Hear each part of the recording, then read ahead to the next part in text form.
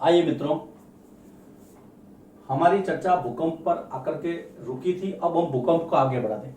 ज्वालामुखी के बारे में हमने चर्चा कर ली थी पूरी। अब हम बात करते हैं भूकंप की। भूकंप की हमने परिभाषा तो पढ़ ली थी। यह है भूकंप यानी कि अर्थक्वेक।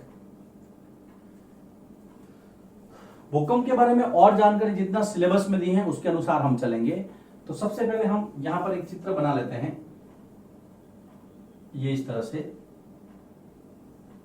इस चित्र से हम ये समझेंगे कि भूकंप की जो तरंगे हैं और उससे संबंधित जो और जानकारी है वो कैसी है। ये देखिए, इस तरह से हम, आप ये समझिए कि ये जमीन का चित्र है। एक बिंदु यहां पर होगा, ये जमीन की ऊपरी सतह है, ये वाली, ये ऊपरी सतह है।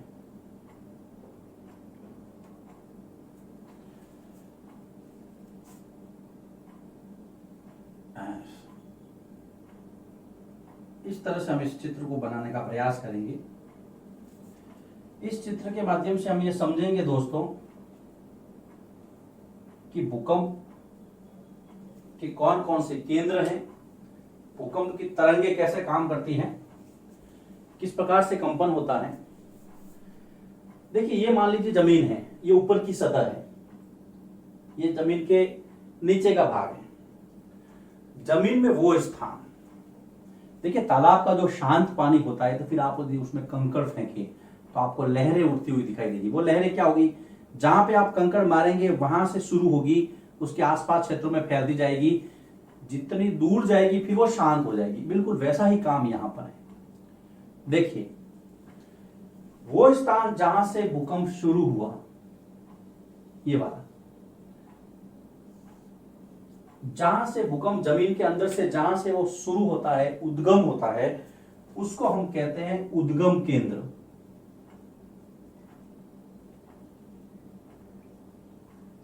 इसके लिए शब्द है फोकस।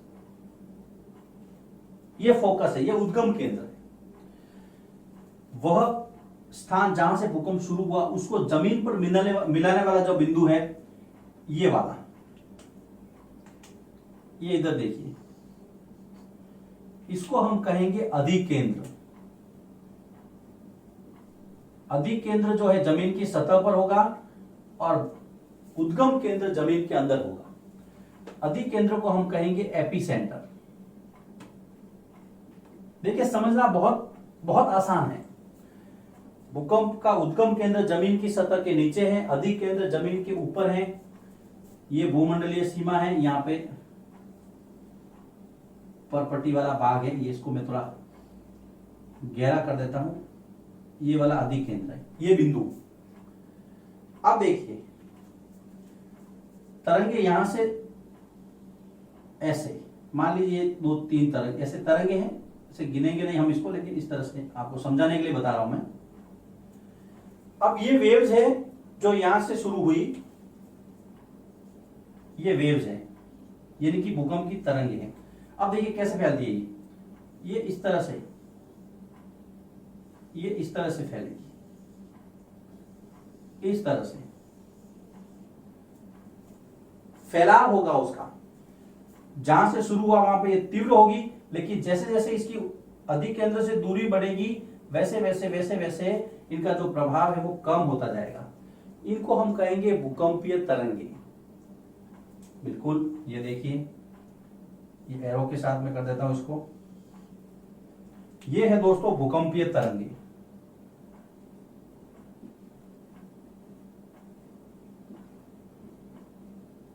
वेव्स है ये, जिसको अर्थक्वेक वेव्स कहते हैं।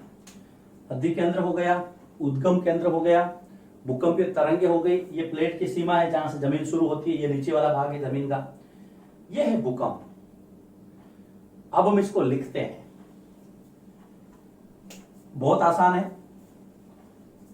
सबसे पहले भूकंप केंद्र, उसकी परिभाषा हमने पहले आपको बता दी थी। अब देखिए दोस्तों, उद्गम केंद्र, जिसको आपने फोकस नाम दिया है, तो जमीन के भूगर्भ का वह स्थान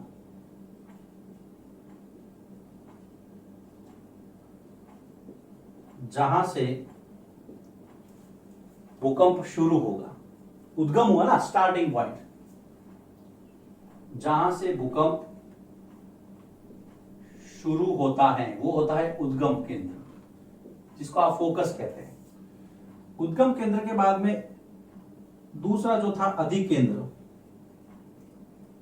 चित्र में देखिए अधिकेंद्र नजर आ रहा होगा आपको, एपिसेंटर।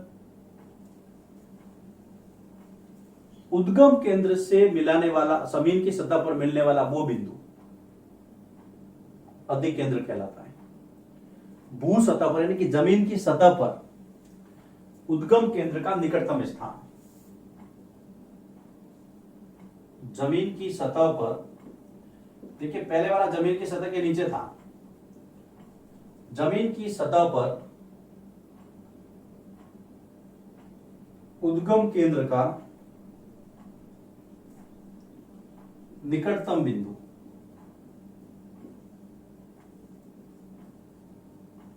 यह है आपका अधिकेंद्र। दोनों चीजें हो गई। अब हम बात करते हैं तरंगों की।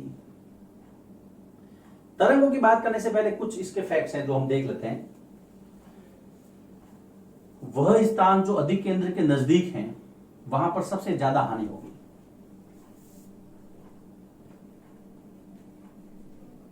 अधिकेंद्र के निकटतम स्थान,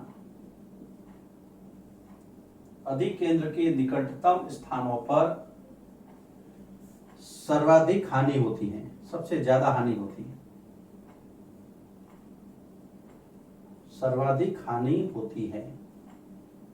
देखिए ये वाला जो स्थान है यहां पे ज्यादा हानि होगी बनिस्पत इसकी, क्योंकि ये सबसे नजदीक है इसके, यानी कि यहां पे जो कंपन होगा वह ज्यादा होगा, तो यहां पर क्षति की, नुकसान भी ज्यादा होगा।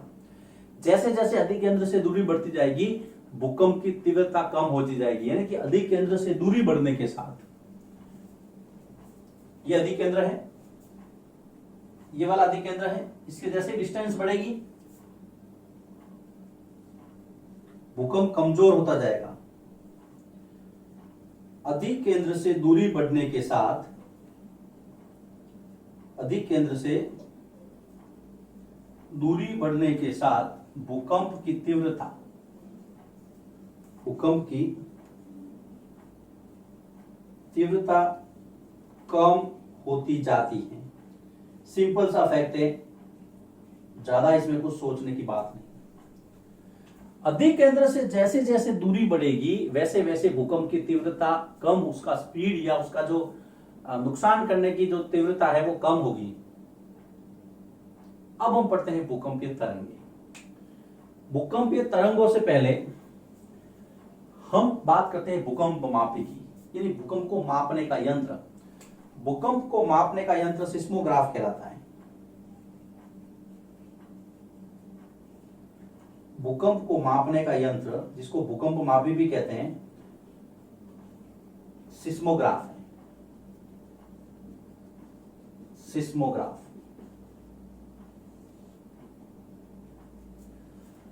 सिस्मोग्राफ, एक मिनट इसको थोड़ा सा हम संशोधित कर देते हैं।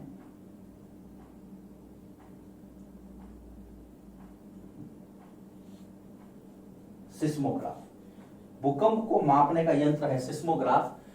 और इसको मापने का जो पैमाना है, भूकंप की जो तीव्रता मापी जाती है, जो स्पीड मापी जाती है, जिस स्केल पर, जिस पैमाने पर भूकंप की तीव्रता मापने का पैमाना, यहां लिखता हूं मैं।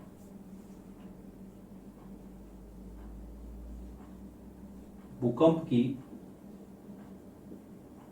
तीव्रता मापने का पैमाना जो है वो कहलाता है रिक्टर स्केल। स्केल का मतलब भी पैमाना है, क्योंकि इसकी खोज करने वाले थे, इसका आविष्कार करने वाले थे mister Richter, Charles Richter. Charles Richter ने इसका आविष्कार किया था, इसलिए इसको कहते हैं रिक्टर स्केल। इसके ऊपर 0 से लगा करके 10 तक अंक होते हैं। 0 से लगा के 10 अंक होते हैं। 7.0 से ऊपर का जो होता है वो सर्वाधिक शक्तिशाली होता है।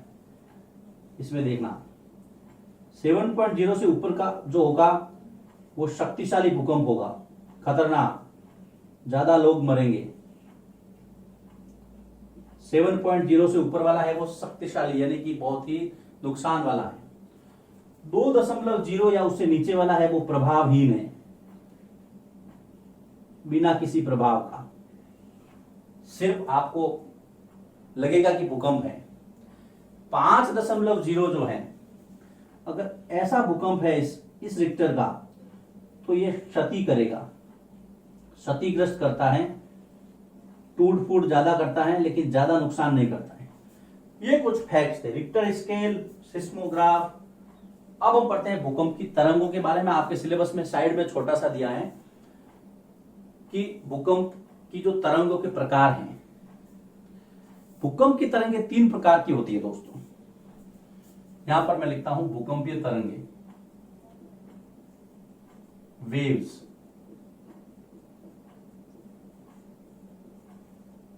अर्थक्वेक वेव्स जो है वो 3 प्रकार की होती हैं। सबसे पहले जिसको आप पी तरंगे कहते हैं, पी तरंगे, इनको प्राथमिक तरंगे भी कहते हैं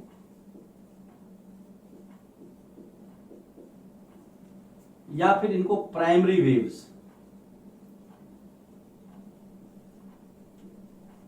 प्राइमरी से ही पी पड़ा है। चाहे प्राथमिक तरंगे कहो चाहे प्राइमरी वेव्स कहो, ये अणुओं के कंपन के साथ आगे बढ़ती है, इसलिए इनको अनुदैर्घ्य तरंगे भी कहते हैं। अणुओं का कंपन होता है, एक सीधी रेखा में आगे बढ़ती है, अणुओं के कंपन के साथ आगे बढ़ती है,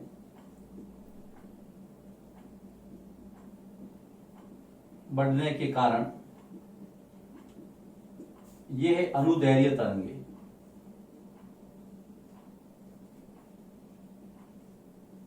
अनुदैर्घ्य तरंगे पहली प्रकार की पी वेव्स, प्राइमरी भी कह सकते हैं इनको, अनुदैर्घ्य तरंगी भी कहते हैं। कणों के कंपन के समान इस तरह से आगे बढ़ती है ये एक दिशा के अंदर। ये तरंगे ऐसी तरंगे जो ठोस, तरल और गैस तीनों माध्यम में गति करती है। देखिए ये तरंगे ऐसी है जो ठोस, तरल और गैस माध्यम में गति, तीनों माध्यमों में ये चलती है। देखिए सिलेबस में इतना नहीं दिया है लेकिन जिसका जिक्र है इसलिए 2-2 लाइन में आपको बता देता हूं, क्योंकि ये पूरा टॉपिक ही भूकंप के ऊपर है। तीनों माध्यमों में गति करने वाली ये तरंगे हैं जो ठोस, तरल और गैस, सॉलिड, लिक्विड और गैस फॉर्म के अंदर ये चलती रहती है। इनकी स्पीड होती है 8 से 12 किलोमीटर प्रति सेकंड। सबसे तेज प्रकार की तरंगे है ये। इनकी गति जो होती है वो 8 से 12 किलोमीटर प्रति सेकंड। सबसे तेज चलने वाली स्पीड। फिर दूसरी है आपकी एस तरंगे, इनको सेकेंडरी वेव्स भी कहते हैं, द्वितीयक तरंगे।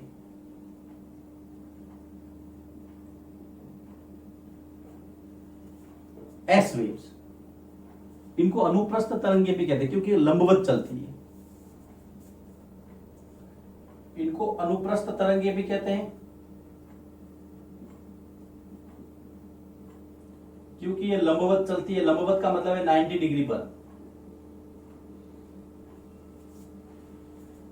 देखिए एक तरंगे तो ऐसे चली थी पहली वाली, दूसरी वाली इस तरह से चलती है, समकोण बनाती है 90 डिग्री एंगल, इसलिए इनको दूसरी प्रकार की इनके अनुप्रस्थ तरंगे कहते हैं। सेकेंडरी वेव्स भी कहते हैं इनको, द्वितीय तरंगे भी कहते हैं। एस वेव्स ये केवल ठोस माध्यम में गति करती है। इनकी विशेषता है ये केवल ठोस माध्यम में गति करती है, सॉलिड में। पहली वाली तीनों में थी, दूसरी वाली केवल ठोस में। इनकी जो स्पीड है इससे कम। पहली वाली हमने देखी थी 8 से 12 किलोमीटर है, दूसरी वाली की जो स्पीड है वो इनसे कम है। और तीसरी वाली जो है उसका स्पीड उससे भी कम है। जो दूसरी वाली है अभी अपने सामने जो पड़ा वो 4 किलोमीटर प्रति सेकंड, इसकी जो गति है वो 4 किलोमीटर प्रति सेकंड की गति है, तो पहले से कम है। अब हम आते हैं तीसरी, जिसको आप कहते हो एल तरंगे। तीसरी प्रकार की एल तरंगे, इनको लव वेव्स कहते हैं, क्योंकि इनकी जो खोज की थी वो एच.डी. लव ने की थी, इसलिए इनको लव तरंगे या धरातलीय तरंगे या पृष्ठीय तरंगे, धरातलीय क्योंकि ये धरातल पे चलती है, या फिर इनको लव वेव्स। लव वेव्स इसलिए कहते हैं क्योंकि इनकी जो खोज की थी वो एच.डी. लव ने की थी, एच.डी. लव ने खोजा, इसलिए इनको लव वेव्स कहते हैं। तीसरी प्रकार की एल तरंगे, ये धरातलीय तरंगे होती हैं। इनकी जो स्पीड है वो 1.5 से 3 किलोमीटर पर सेकंड होती है।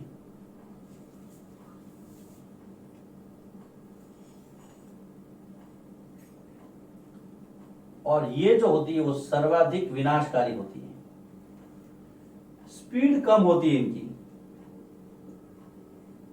लेकिन विनाश ज्यादा करती है। देखिए स्पीड में सबसे पहली वाली ज्यादा है, 1.5 से 3 किलोमीटर पर सेकेंड,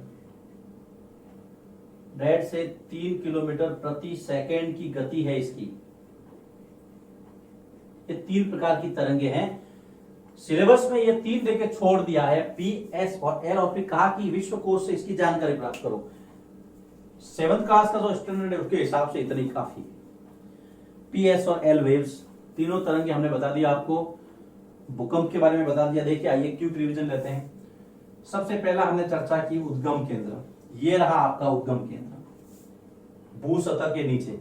फिर हमने बात की अधिकेंद्र, ये रहा आपका अधिकेंद्र भू सतह के ऊपर।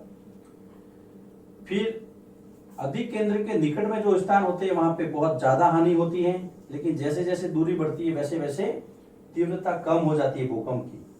भूकंप को मापने का जो यंत्र है वो है मित्रों सिस्मोग्राफ। भूकंप की जो तीव्रता स्पीड मापी जाती है वो मापी जाती है रिक्टर स्केल पे। इसको खोजने वाले थे mister scale, sorry Richter scale क्या, इसका जो आविष्कार करने वाले थे वो थे मिस्टर रिक्टर, रिचर्ड रिक्टर, इसलिए इसका नाम भी रिक्टर स्केल पड़ा। देखिए इसके पैमाने में 0 से 10 तक का अंकन होता है, 0 से 10 अंकों तक का अंकन होता है, और 7.0 से ऊपर वाला जो है वो शक्तिशाली भूकंप माना जाता है। भुज का जो भूकंप था आपको पता है, भुज के अंदर जो भूकंप आया था 26 जनवरी 2001 को, लिख देते हैं हम इसको, 26 जनवरी 2001 को भुज में गुजरात के अंदर जो भूकंप आया था उसकी तीव्रता थी 6.9 यानी कि लगभग 7, और बहुत नुकसान हुआ था। तो मिस्टर रिक्टर ने जो स्केल बनाया उसके आधार पर रिक्टर स्केल नाम दिया गया इसको, भूकंप की तीव्रता को मापता है। फिर आया है आपका नेक्स्ट टॉपिक था भूकंप की वेव्स यानी कि तरंगे। 3 प्रकार की थी, पहली पी वेव्स यानी कि प्राइमरी, दूसरी आपकी एस वेव्स यानी कि सेकेंडरी जिसको अनुप्रस्थ तरंगे भी कहा, पहली वाली थी अनुदैर्घ्य तरंगे, तीसरी है आपकी एल यानी कि लव वेव्स क्योंकि मिस्टर लव ने इसकी खोज की थी। ये धरातल यानी कि पृष्ठीय तरंगे हैं, सबसे ज्यादा विनाश करती है। स्पीड तीनों की बता दी मैंने आपको, सबसे पहली वाले की ज्यादा स्पीड है। ये है आपका बदलती पृथ्वी के चैप्टर का भूकंप का टॉपिक। इसके पहले हमने ज्वालामुखी पे चर्चा की थी, अब भूकंप है। आने वाला जो टॉपिक है उसमें हम नदी के बारे में पढ़ेंगे, पवन के बारे में पढ़ेंगे, तो उसके लिए आपको अगले वीडियो लेक्चर का इंतजार करना होगा।